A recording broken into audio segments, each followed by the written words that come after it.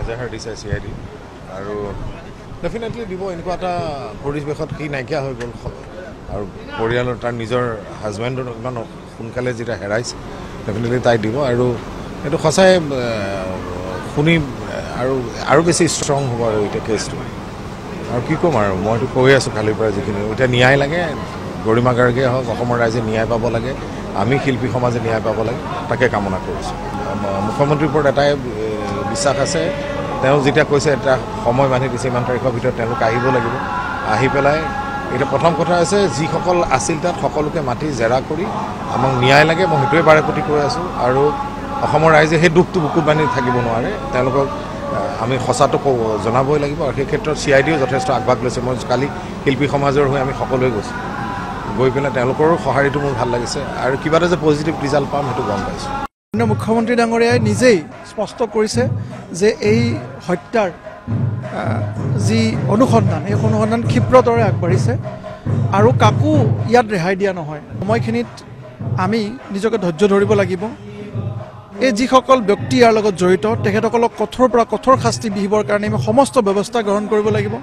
আৰু এইখিনি সময়ত যাতে কোনো ৰাজনৈতিক শক্তিয়ে এই অনুসন্ধানৰ যিটো পথ সেইটো যাতে বিপথে পৰিচালনা কৰিব নোৱাৰে, তাৰ প্ৰতিও আমি অসমবাসীয়ে লক্ষ্য ৰাখিব লাগিব। এই ক্ষেত্ৰত ক্ষিপ্ৰতৰ পদক্ষেপ আৰম্ভ কৰিছে, তীব্ৰ পদক্ষেপ আৰম্ভ কৰিছে, যিয়ে জুবিন দাক আমাৰ মাজৰ পৰা আঁতৰাই লৈ গ'ল।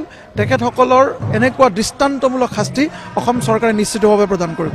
এজাহাৰ দিছে CID আৰু ডেফিনেটলি দিব। এনেকুৱা এটা পৰিৱেশত সি নাইকিয়া হৈ গ'ল আৰু পৰিয়ালৰ তাৰ নিজৰ হাজবেণ্ডৰ ইমান সোনকালে যেতিয়া হেৰাইছে, ডেফিনেটলি তাই দিব। আৰু এইটো সঁচাই শুনি আৰু বেছি ষ্ট্ৰং হ'ব আৰু এতিয়া কেছটো।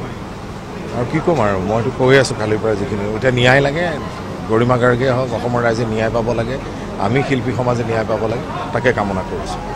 মুখ্যমন্ত্ৰীৰ ওপৰত এটাই বিশ্বাস আছে, তেওঁ যেতিয়া কৈছে এটা সময় বান্ধি দিছে, ইমান তাৰিখৰ ভিতৰত তেওঁলোক আহিব লাগিব।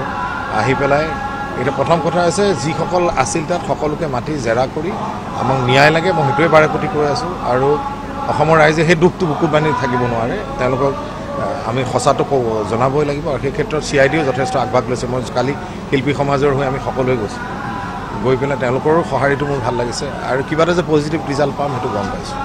মুখ্যমন্ত্ৰী ডাঙৰীয়াই নিজেই স্পষ্ট কৰিছে যে এই হত্যাৰ যি অনুসন্ধান, এই অনুসন্ধান ক্ষিপ্ৰতৰে আগবাঢ়িছে আৰু কাকো ইয়াত ৰেহাই দিয়া নহয়। সময়খিনিত আমি নিজকে ধৈৰ্য ধৰিব লাগিব। এই যিসকল ব্যক্তি ইয়াৰ লগত জড়িত তেখেতসকলক কঠোৰৰ পৰা কঠোৰ শাস্তি বিহিবৰ কাৰণে আমি সমস্ত ব্যৱস্থা গ্ৰহণ কৰিব লাগিব।